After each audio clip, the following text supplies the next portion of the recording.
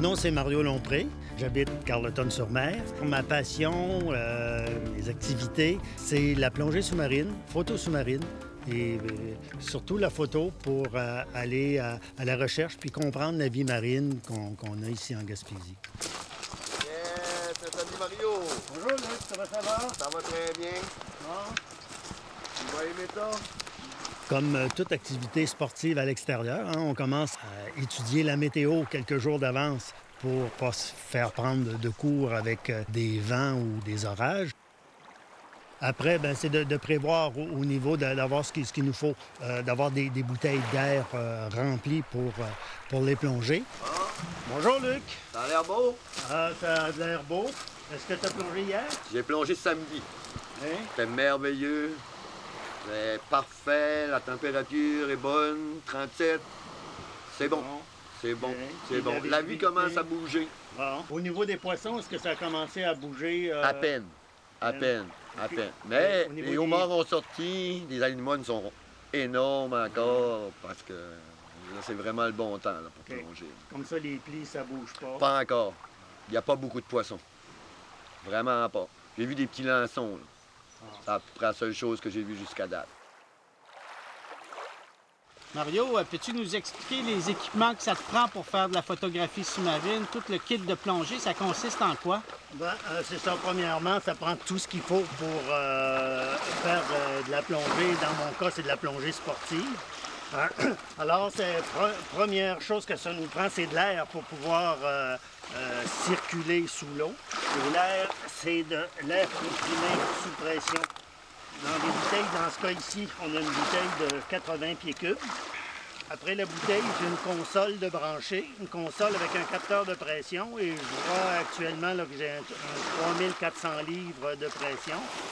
Donc, premier instrument, la boussole, qui permet de se diriger sous l'eau et d'atteindre ses objectifs. Parce que c'est très facile de se perdre sous l'eau. Hein? On a l'impression qu'on se dirige en ligne droite. Il y a des courants qui nous poussent, ce qui fait que c'est presque impossible d'aller en ligne droite sans avoir un instrument de repère. Donc, sur cette console-là, il y a la boussole et ensuite, qu'est-ce qu'on voit? Ici, il y a un profondimètre mécanique qui c'est tout simplement une aiguille qui, sous la pression de l'eau, permet de donner la profondeur à laquelle on est descendu lors de la plongée. C'est important à savoir, avant de partir en plongée, d'abord de s'assurer que la bouteille est bien pleine.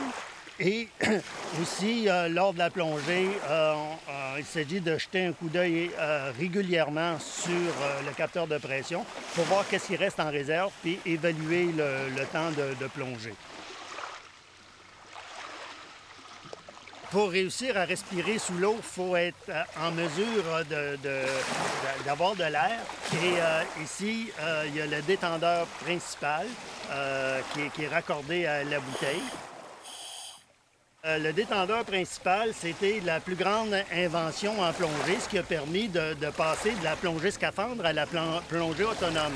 Et c'est un instrument qui a été inventé par Cousteau et un de ses coéquipiers, ce qui permet d'ajuster une haute pression qui est dans la bouteille à la demande que mes poumons ont besoin, qui varie régulièrement en fonction de ma profondeur. Ça prend des pannes et en plongée, si on essaie de faire quelque chose sans panne, c'est impossible.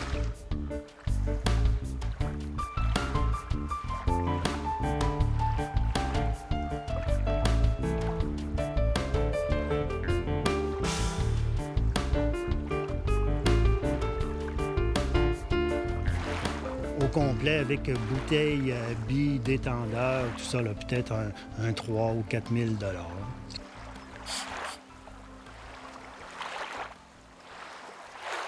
Ça pèse combien, tout ça, là?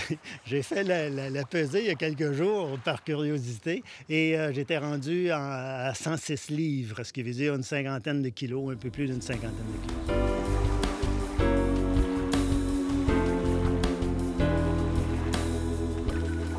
C'est un appareil qu'on retrouve sur le marché.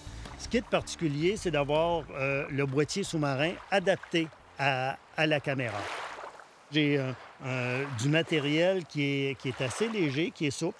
J'ai un petit appareil, un appareil compact, qui a pour avantage à se faufiler partout.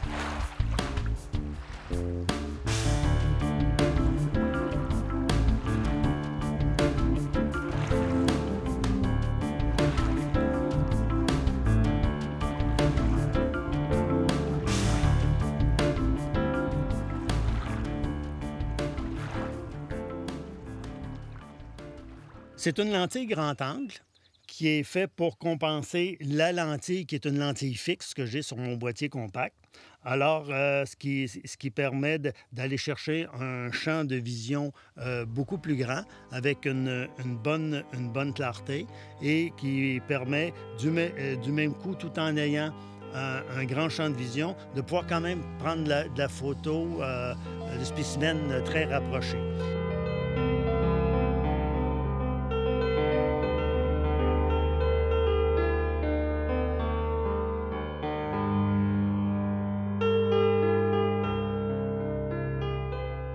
Ici à Carleton, au Brise-Lames, c'est pourquoi je plonge ça, c'est parce que je plonge dans le pas creux, un endroit qui n'a pas de courant, où est-ce que je peux sortir n'importe quand lors de ma plongée. Je suis collé sur le Brise-Lames.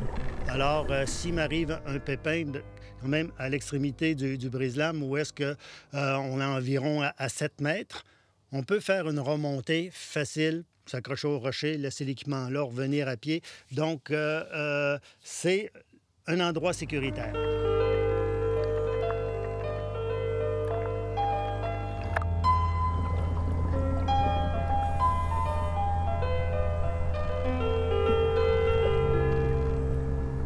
Le premier, c'est le Brise-Lames à Carleton, le Brise-Lames de la Marina, parce qu'il est accessible.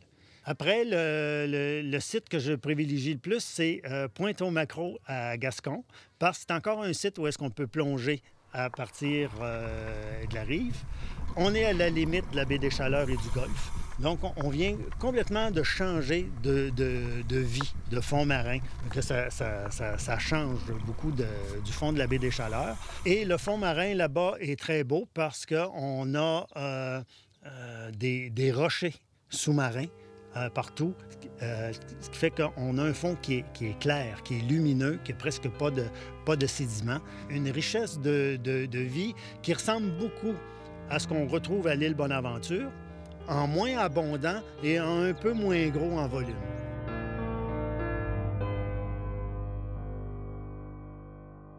Je dirais que c'est un des beaux sites au Québec. Parce que bien des plongeurs, moi je reçois beaucoup de plongeurs, je suis ici depuis 25 ans que je suis installé ici. J'ai reçu au moins au-dessus de 1000 plongeurs. Et à chaque fois, les plongeurs, quand ils viennent ici, puis c'est nouveau, là, ils n'ont jamais plongé, ils n'en reviennent vraiment pas de la vie, de tout ce qu'il y a dans si peu creux d'eau, parce qu'on a quand même un site qui n'est pas profond. Le maximum de pieds, ça va aller à 27 pieds, donc c'est pas beaucoup profond. Mais on retrouve une faune, une flore là, qui est vraiment exceptionnelle. Même bien des gens comparent ça aux Escoumins. C'est vraiment, là, on a une richesse dans la faune, la flore qu'on ne voit pas partout.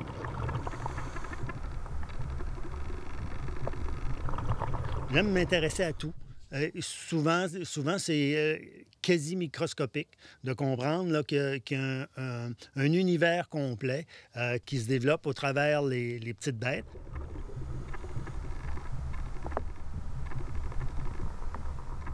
La vie sous-marine, hein, ce qui est important, c'est de comprendre aussi la chaîne alimentaire. Et ce que j'aime bien, c'est de dire, ah, voici, j'ai tel type de nourriture, qu'est-ce que je dois m'attendre à trouver là, dans l'espace autour.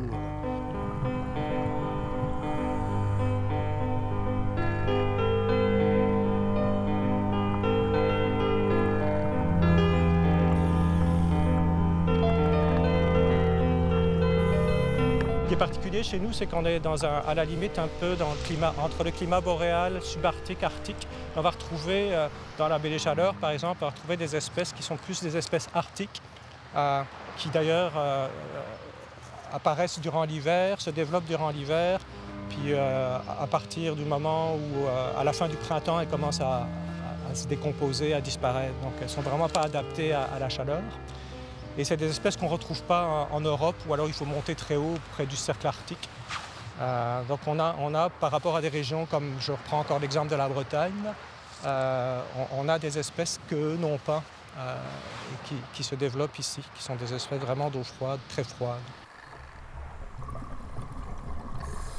Pourquoi vous faites ça?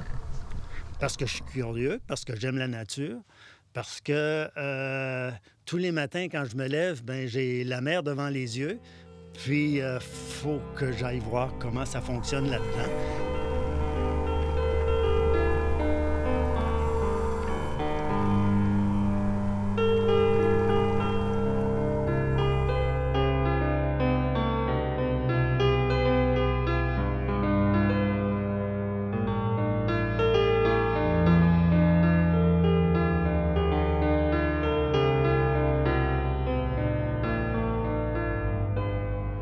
On pourrait se comparer au golfe du Maine. Le golfe du Maine, qui n'est pas très loin, connaît des gros problèmes d'acidification, des gros problèmes causés par le réchauffement climatique. Et donc ça inquiète beaucoup les gens de l'industrie de la pêche et de l'aquaculture. Et nous, ici, ce n'est pas quelque chose qu'on voit. Sinon, au niveau de la qualité de l'eau, je trouve que la qualité est...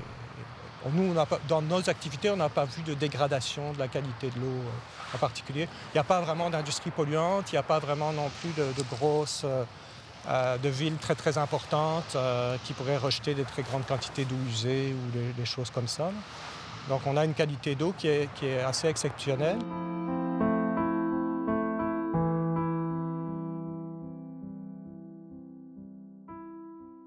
Je ne sais pas si je peux parler que je perçois l'effet des changements climatiques, mais par contre, on sait qu'ici à Carleton, sur le Brise-Lames et un peu tout le long de la côte, les grands laminaires sont affectés par une espèce envahissante qui sont des bryozoaires, qu'on appelle la croûte de dentelle, hein, qui fait des grosses croûtes calcaires sur les laminaires. Ça se dépose dessus. C'est pas là pour manger le laminaire, mais le laminaire sert de support. Mais comme c'est une croûte calcaire, ça n'a pas de souplesse. Alors, quand le laminaire, lui, ondule dans le courant, ben, il finit par casser et se détériorer. On a ça peut-être depuis 10 ou 12 ans, là, le bryozoaire sur les laminaires. Dans les changements, on a vu arriver des populations de homards qu'on n'avait pas quand j'ai commencé à plonger. Dans mes premières années de plongée, on était tout excités de voir un homard puis de le montrer aux copains. Maintenant, il m'est arrivé à plusieurs fois de tasser un homard pour prendre ma photo parce qu'il y en a partout. Et ce, tout le long des côtes. C'est pas particulier à Carleton, c'est comme ça partout en Gaspésie. Ça vient du résultat de plusieurs actions, c'est-à-dire qu'il y a eu Pêche et Océan Canada qui a installé des pouponnières, hein, de l'enrochement à certaines places pour créer des pouponnières à homards. Ils ont fait de l'ensemencement. Mais du même coup, les eaux du Maine ont réchauffé et les populations américaines sont remontées tranquillement dans nos eaux.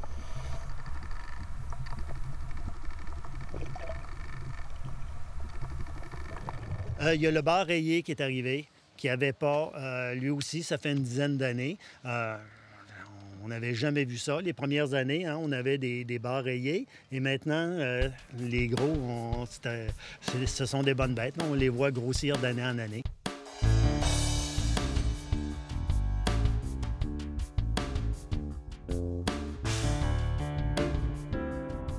Vraiment, la roche, c'est vraiment elle qui a amené la vie. Parce que ces rochers-là sont là depuis les années 80. Donc, on parle de 30 ans. Fait que, qui dit roche, dit substrat. De quoi pour s'accrocher. La vie s'est accrochée vraiment après les roches. Donc, cachette pour les poissons, nourriture pour les mollusques. Tout est là. Tout, c'est un ensemble. C'est vraiment une biodiversité qui se complète bien.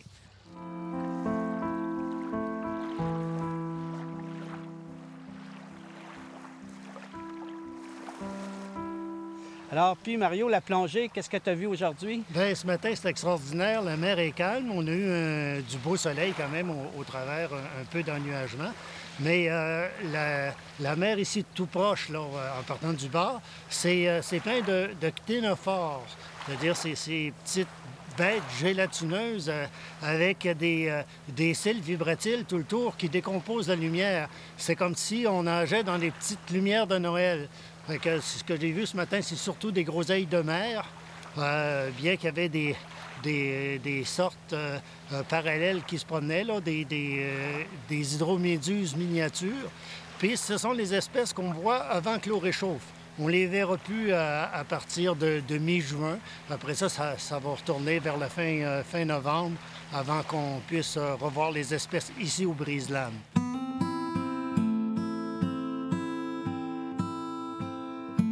C'est une des plus belles places au monde.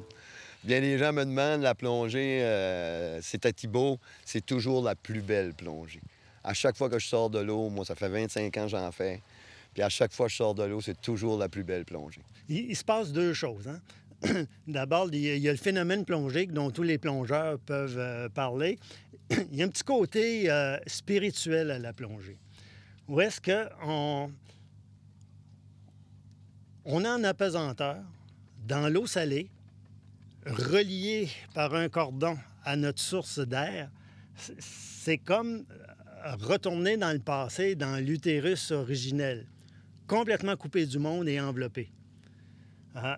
Ça fait une sensation où est-ce que c'est un retour sur soi, une espèce à la fois de méditation forcée. Et du même coup, il y a tellement de choses à voir et tellement de choses à faire, d'autant plus que s'il y a de la photo sous-marine à faire, on est tellement occupé qu'on ne peut faire autrement que de vivre le moment présent. Et c'est la seule activité physique que j'ai fait dans ma vie où est-ce que j'ai la tête à la même place que le corps.